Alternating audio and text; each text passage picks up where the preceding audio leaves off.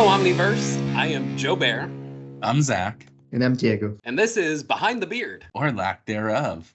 And Joe, really, it hasn't grown that fast for Battle of the Beard. I've been keeping it in good shape, right? I still think it's gonna win out. I'm noticing yours a little bit more. You got some good lighting. I probably should have turned on my good lighting as well. All in the lighting, yeah. It is. Oh, yeah. There you go. There's the now you can lighting. see it. Now you can see it. Yeah, exactly. I just had a comment on Battle of the Beard because I expected by next episode to have like ZZ Top level again, and here we are, not there. We'll be there. I'll have to sneeze one of these days, and it just comes out, and you'll be good to go. As we are entering the Battle of the Beards here in 2023, I just want to say welcome to this week's episode, and where we hope that each of our conversations helps sparks an idea, a thought, or help your journey to be a better you, as we are trying to do the same every week. And so today we're continuing our new series, and it's all about skills. In today's episode, we'll be discussing the many ways that you can improve your skills and knowledge in today's digital world beyond that traditional education, right? From online courses to podcasts to websites and events and even a good old-fashioned book or two. There are so many resources available for learning and growing in today's modern age. We'll be sharing some tips for continuing our journeys and help to spark one for you for learning and staying current in today's rapidly changing tech landscape. So I hope that you grab your headphones, join us as we explore the many ways you can develop your skills and knowledge in today's digital age. Of course, before we get there, though, we want to just have some fun and figure out what's going on. The other thing, sorry, Joe, I'm going to make this a little bit about you for the beginning of this, but not that you care. I mean, probably like that, but anyhow, how are those cold showers going? Okay. They're awesome, and they're the worst thing ever at the same time. So it's every day I have to make a conscious decision to be cold. It's the worst, you're just like, okay, I could just simply turn that dial and hit my comfort zone and I'd be good. And I don't have to deal with this today, but I've stuck with it so far, and it's been okay. It's actually invigorating. It's charging. My skin is clearer than ever and feels better. The worst part about it is shampoo, conditioner, and soap take forever to wash off in cold water. So you're in there for longer because it's cold. So it's kind of this twofold, one punch, shock, and then two punch, you can't get out. But overall, I think it's doing wonders for my mental mindset. I don't think I would realize that.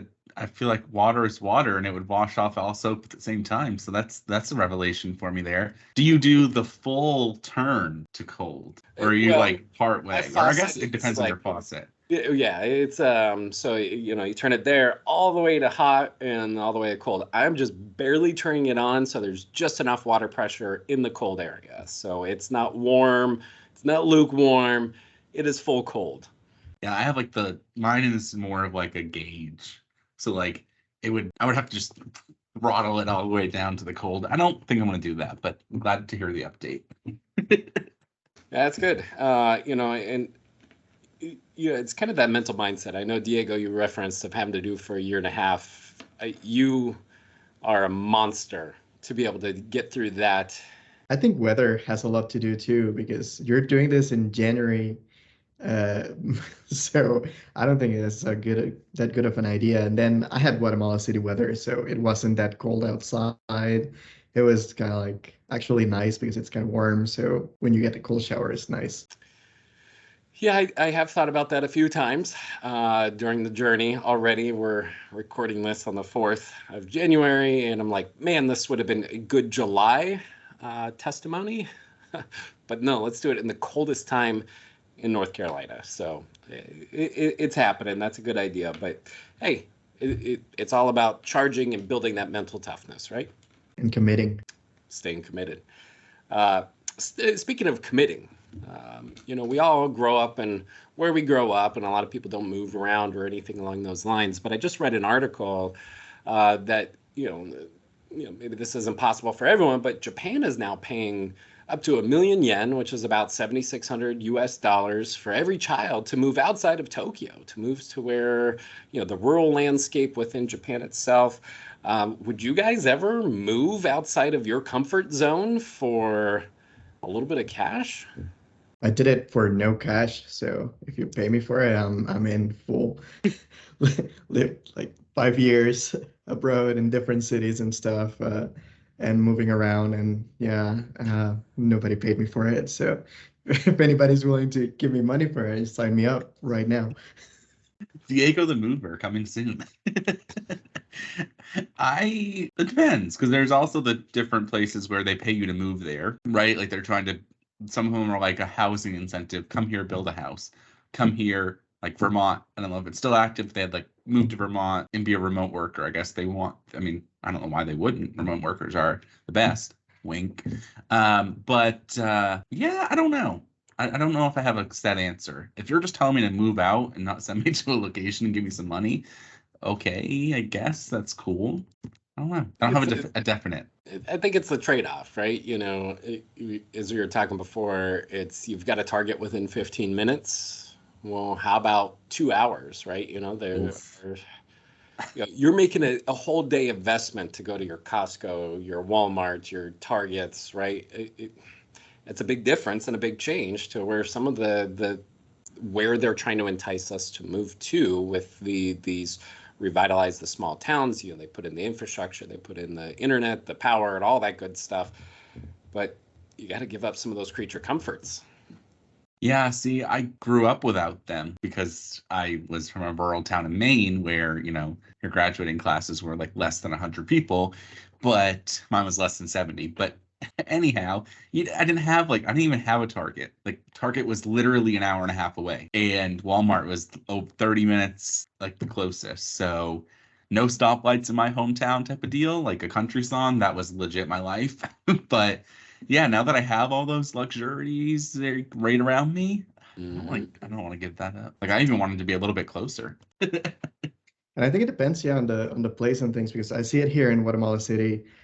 We've heard about it in All Hands and stuff, right? Like the traffic is terrible. I grew up in an area where it took me about 2 hours to get to work, and then 2 hours on the way back. I will stay like anywhere, like a Taco Bell, for a couple hours just to wait for the traffic to wind down, and then get home at 10 or something, at midnight sometimes, depending on how it was. So my first move was I moved to the center of the city so that I could be close to where I worked, and I didn't have to do that thing. So I guess it depends on where you're from and what you're doing. Because also for you, Zach, it's probably like it's not that exciting to go to a place where there's nothing nearby. But for some people that grew up maybe in the middle of a big city, it's more attractive to, let's see what that's about. When you don't have the experience of something, you lived there for first 18 years of life, and you're just like, golly, can I get out? Like, and then it's probably a totally different way. And I'm, maybe even enjoy it now more in my older ages, but not in my current age. I think it just depends, right? I mean, like, I don't want to be a homesteader. I don't want to be churning my own butter or anything like that. But I wouldn't mind, having a nice ranch out in the middle of nowhere, far away from people, is kind of that getaway. But the problem is I'm addicted to fast internet, right? Not to brag, but I've got a gig level service here, and going down and even on any travel, I'm like, internet is so slow outside of my home area. That would probably be the hardest one for me to give up. Yeah, hotel internet's awful in a nutshell anyway. So true story. Have you seen these like new ovens that are coming out that have cameras in them, so you can just live stream your casserole cooking to social media? Like, I have so many beefs with this. Like, why? I don't understand it. Do you have any chickens with it? Any chickens with that beef? Yeah, well, that's all I eat is chicken. But I don't know. That was the best. Do you want an oven that you can live stream your casserole dish and get some internet fame? I don't. I have a fancy enough oven where I can like preheat it from my phone and turn the light on and stuff from my phone, which is cool and fancy, but camera. Do you have a TV on your refrigerator? Definitely don't. I think that is the most worthless invention ever. Like, why does my TV, or why do I need a TV on my fridge? I don't understand it. For energy saving, so you don't have to open the door and lose some of the cold, and then when you close it, it has to, yeah, adjust the temperature again. So that's in theory the reason for having the TV on the fridge. I don't have a TV on my fridge, and I wouldn't have a fridge with a TV. Even less the oven, because I don't do Facebook, so I don't live stream my cooking. No, what would be really cool, and like I guess the only place where I would stop and go, that's amazing, is if there was enough cameras inside to recognize, power of AI is coming out and it recognizes everything I put in, and then it always has a shopping list for me, because that's one thing I hate is like, what do I need? And you're searching through like, oh, grapes are about to go bad. They got pushed to the back somehow, right? If it could identify what was in there, give me a warning like, hey, your grapes need to be eaten within the next 48 hours. That would be amazing. But I don't think we're there yet. Like a smart fridge bot, something like that. Just moves things around, shows you what you have. This has been here for 3 days. You need to eat it now. Joe, stop getting takeout for the third day. Your broccoli is going bad. You just walk by the fridge and it's insulting your decisions. Maybe, new year, new me. It's going to help me out with those decision-making capabilities. Like, no, you got good, healthy food at home. Why don't you go ahead and eat that? You don't need to go out tonight. You also need a microwave. You also need a microwave that will refuse to heat something. I just brought this takeout, put it in the microwave, and the microwave's like, no, you're not eating that today. I talked to the fridge. There's chicken and broccoli. It's not to the fridge. That's amazing. But I mean, if you think about it though, as I know for me, as we're going through life, like appliances are an amazing gift to get. Like I love it. I got a Mac Daddy air fryer. It doesn't have a camera. Does not have a camera, and it doesn't tell me bad things if I make pizza rolls at midnight on New Year's Eve. That didn't happen. But if it did, it didn't say anything. But yeah, I got it, and it was like I was like literally a kid at Christmas, but an adult at Christmas. Those are those quality of life improvements, that as we age, you're like, okay, I can understand why this like new XYZ appliance, something that's going to make my life easier, an iRobot or whatever the case is. And you're just like, wow, this is awesome. It's making my life easier. So I'm with you on that one. As we exited out of the holiday shopping season, what are you guys starting to plan for this next holiday season? What are you looking out for? And I'm not taking note or by any means, but let me take a note real quick. I'm thinking like new coffee maker. That's like my next tech buy. Since I got all the new appliance here, like a nice coffee maker. Now, are you talking like Keurig, or are you talking full what's the word I'm looking for? Like full serve, I guess, or something. Full serve, yeah, the full. I don't know. I've had a Keurig, and I feel like Keurigs are kind of like dying down because you don't really get the full coffee. The cups you only get. I don't know. So that's on the back of my mind agenda. I'm a really bad person when I shop, and then I just buy for myself a lot of times. So perfect. What about you, Diego? What you looking for? We did get a new coffee machine for the holidays, and now I need a coffee grinder, I guess. So I don't want to go that extreme. I don't want to grind my own coffee, but I guess that'll be some real good coffee. And the house will probably smell really good too. That's what I've been finding. Like I've been playing with this new machine, and it's just like there's coffee all over the counters. There's coffee everywhere now, and it always randomly smells like coffee. I'm like, wait, where did it go? So going back to who I am, I guess, as a brand, my favorite part of walking through Costco is when you're exiting and they have the coffee grinder right there, and you're just like hit with the coffee smell, and you're like, that's an amazingly delicious smell. Always hits right.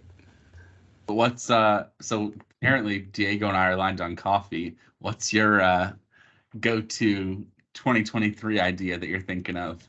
I should have had something as I asked, but what would be really cool is an iRobot. I think that kind of looking at that, right? But at the same time, I'm like, it doesn't take much to vacuum.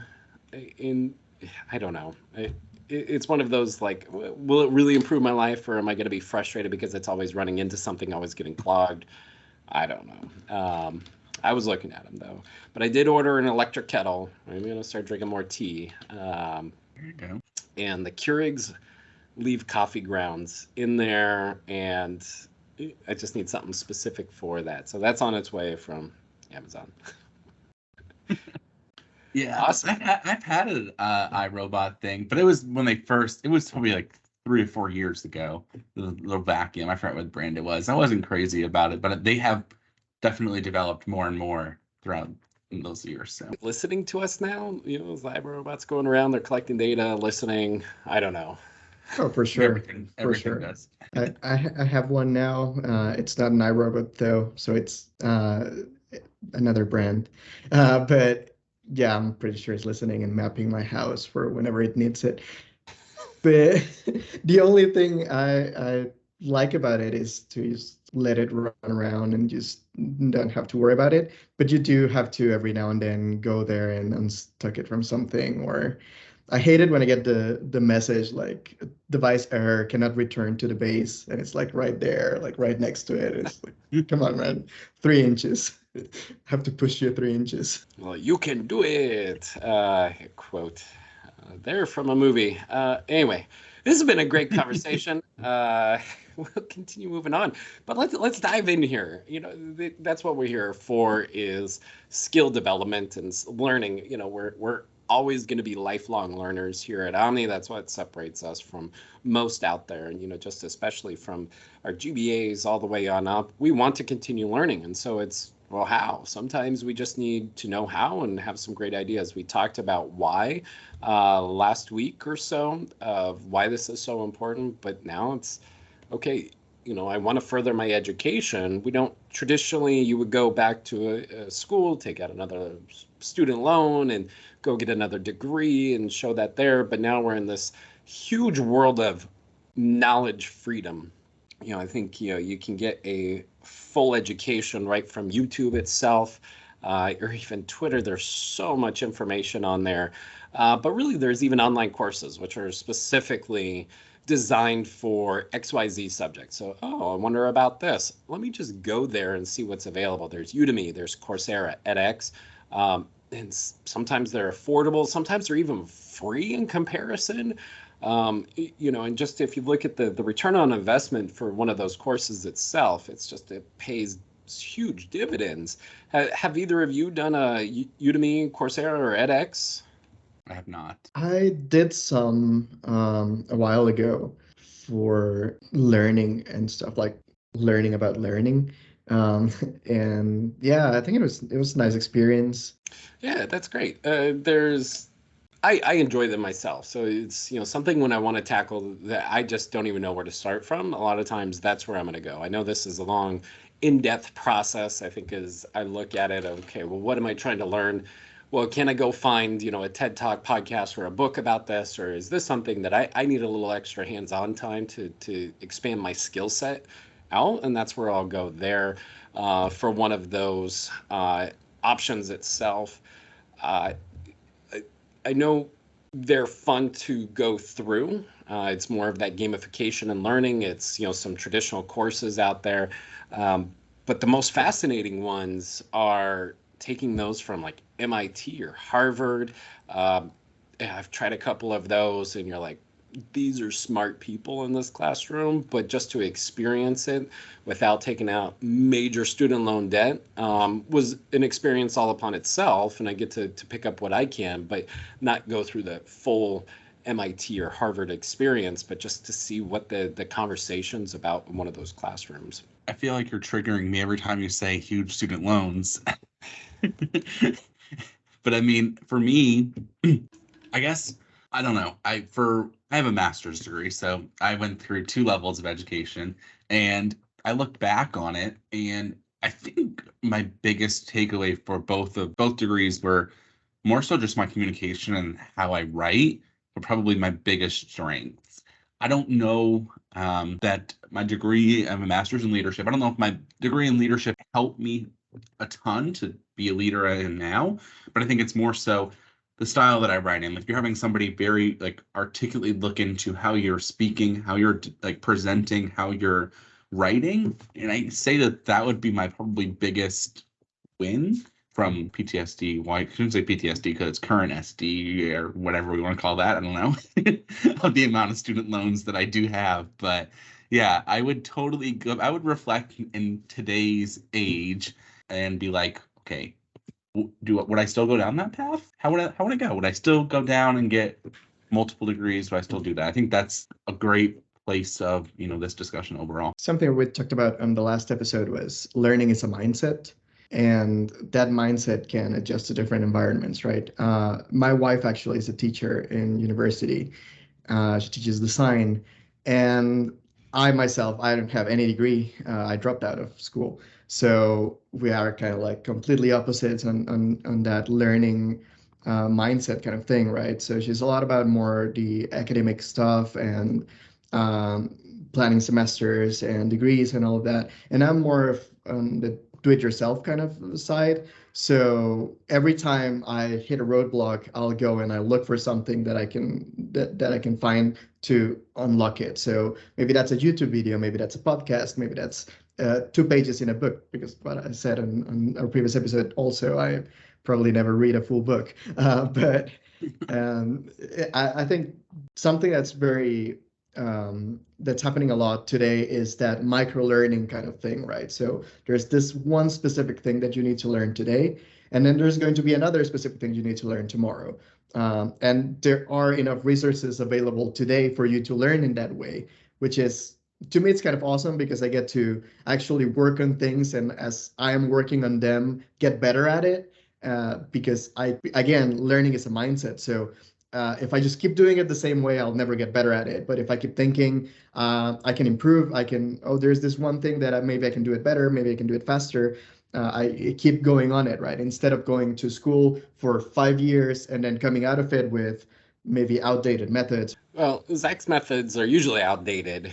No, he's got great methodology in all of it. And I look at it this way, and I've had some of these relevant conversations, even with my own daughter as we've been exploring colleges itself of, is it a gatekeeper? Does it open the doors a little bit easier? Yeah, it does. And then there's on the flip side of it as well, is that, like you said, there's so many micro learnings. There's a university of information that's out there, more prevalent today than ever before. If I need to go learn how to fix something, O-ring on the toilet or something like that, it's there, right? YouTube is there, and there's what is that, Dad's YouTube channel or something like that, and he walks like how to change your oil, or like you can go through all of this, how to tie a tie, so.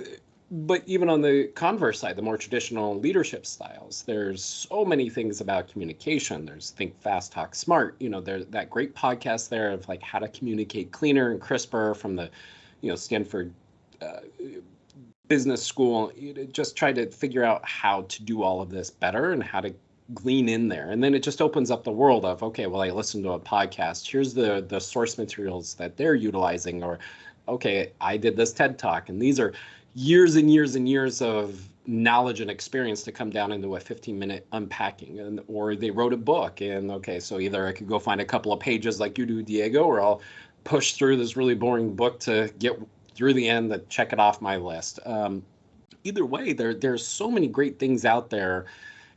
I think in today's day and age, it's not so much as prevalent as it was before, where in order for you to climb the corporate ladder, so to speak, you needed to go to college to unlock this, to go to this next step. But I still think there's a ton of value into it, to like Zach's point of just that baseline of communication. I know, Zach, I use you frequently. Like, how does this sound? Sometimes I just need a second set of eyes, and you're trusted to go through it from that analytical mind that you were beat down with and you paid the price for. So let's utilize that knowledge and expertise. But I think that's really what it's coming back down to, is we all have skills that we've developed on our course and our pathway. And we've got to go unlock some of those new ones. And sometimes we just don't know what we don't know. I like Choose FI is a great podcast, and that probably opened my mind to all these different types of books and mindsets and everything along those lines. But if I could get real for just one moment, the podcast that drew me in, first one was Bigger Pockets.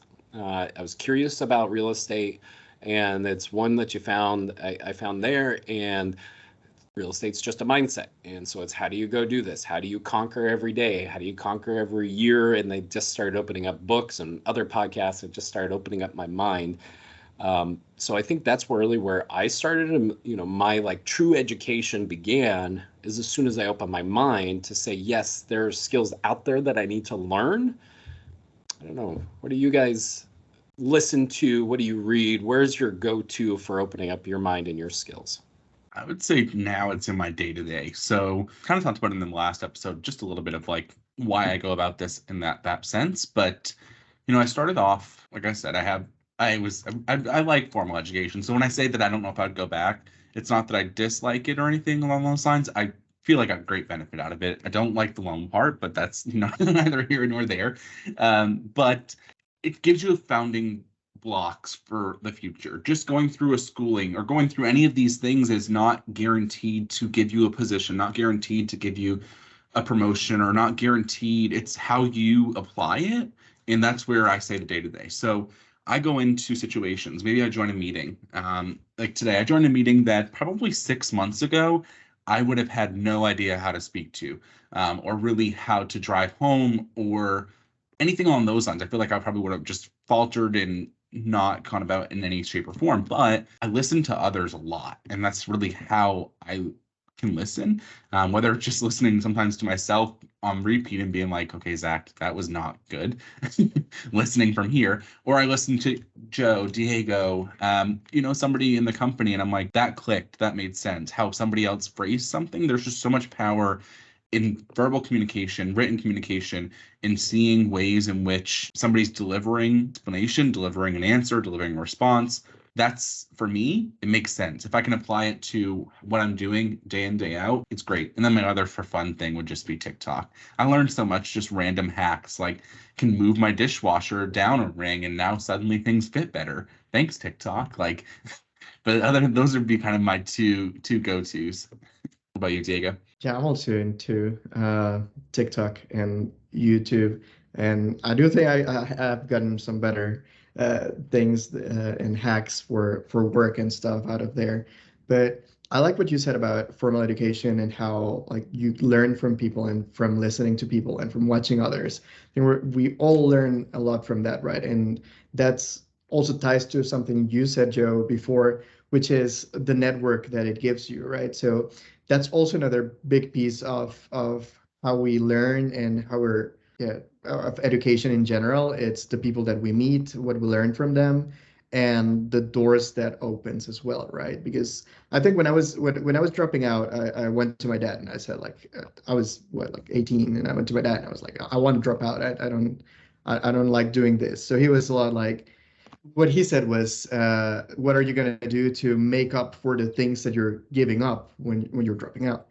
And we started together, we put a plan. So I was lucky enough to have a dad that was actually supportive and helped me build a plan. And how was I going to learn? How was I going to also meet people? And how was I going to network to open those gates that otherwise will be just unreachable? It's like a collection of, I think this is probably in visuals and things out there somewhere on the internet, LinkedIn somewhere, but a lot of reflective time is you are a collection of like people and experiences that you've come across. So you kind of encapsulated that into what you said there, because sometimes, and we talked about it, I know we do this a lot of crossovers, right, which is good for the podcast overall, but sometimes you don't really realize it until you take a moment to reflect how you're learning, right? Like you don't realize a conversation with a neighbor teaches you something. You don't realize that you're watching maybe a binge watching some of your favorite shows and they say a word or something and you're like, what does that mean?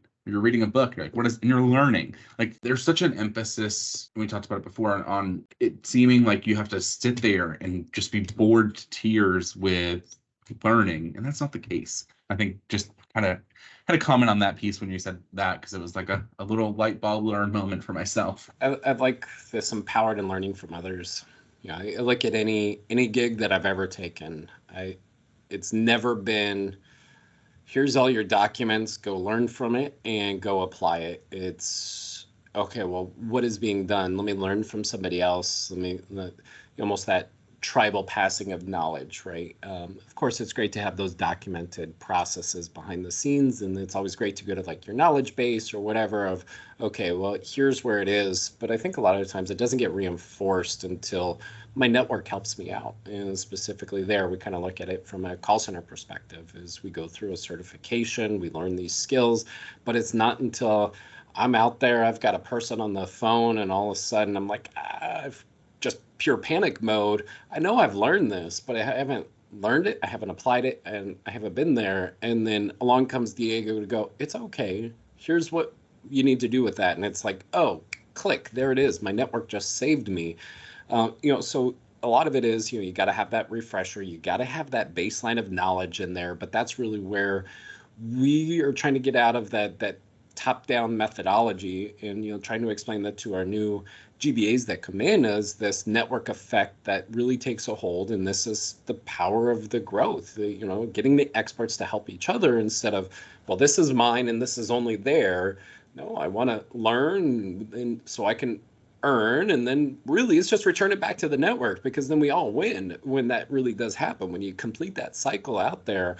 And we see it just happen so rapidly, and we see these processes and events of like, oh, well, something's not right with our customers, and we see that now really take a hold of it and fix it faster than any traditional brick and mortar facility out there that, oh, well, I need a change log approved 17-4 form. Please fill this out so we can do. No, it's we got to move quick. We've got to go fast. And that's where our GBAs and our network come in, because we're always learning as we go. And it's not a set definitive, here's how it's done. It's always an open mind. Well, how can we do it better? Right.